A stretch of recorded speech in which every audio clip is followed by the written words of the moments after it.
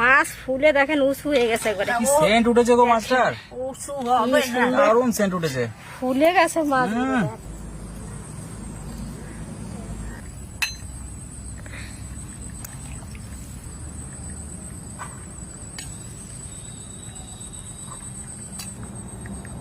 কি ঝরঝরে গরম ভাত গো, একদম জোরে জোরে হয়ে গেছে। ফ্যান একদম পুরোপুরি শুকিয়ে গেছে ভাতের সাথে।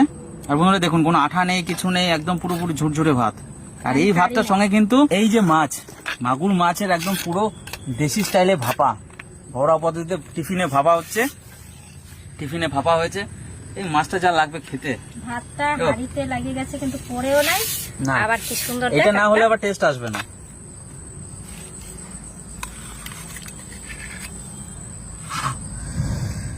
সেন্ট কত গো, কি সেন্ট আসছে। ঝোল দাও, ভালো না? কালার ঝোলটার, দাও ঝোল দাও। বন্ধুরা এই ঝোলেই খাওয়া হয়ে যাবে ভাত। বাইরে বৃষ্টি পড়ছে।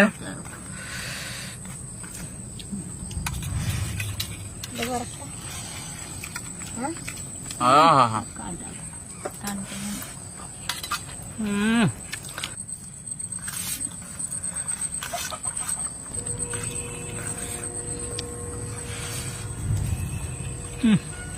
স্বাদ বন্ধুরা, এত বড় দেশি মাগুর মাছ সকালবেলা আমার গ্রামের এক কাকা দিয়ে গেছে, রাতেবেলা ধরেছে বৃষ্টিতে পোলো দিয়ে।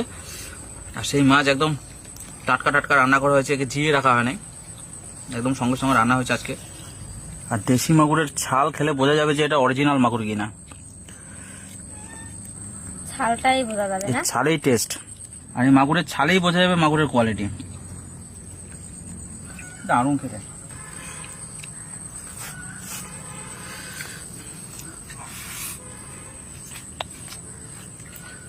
দারুণ হচ্ছে, দারুণ।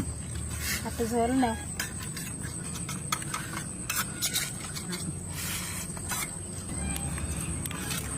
বন্ধুরা এই গরম গরম এই মাছ ভাপাতে যা স্বাদ আর যা গন্ধ, গন্ধেই ভাত খাওয়া হয়ে যায়। এর আগে অনেকবার দেখেছি মাগুর মাছ ভাপা, সত্যি হেভি লাগে খেতে। আপনারা কতজন ট্রাই করেছেন জানি না, এটা আমরা বহুদিন ধরে এই মাছ দেখিয়ে আসছি এভাবেই খাওয়া। আপনারা একবার ট্রাই করবেন, দেখবেন যে কতটা স্বাদ এর।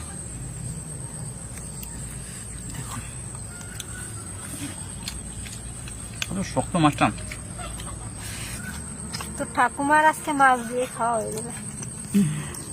আসলে মাগুর মাছটা খাইতেই খুব সুন্দর লাগে, এ বাবা আর বলতে পারি না।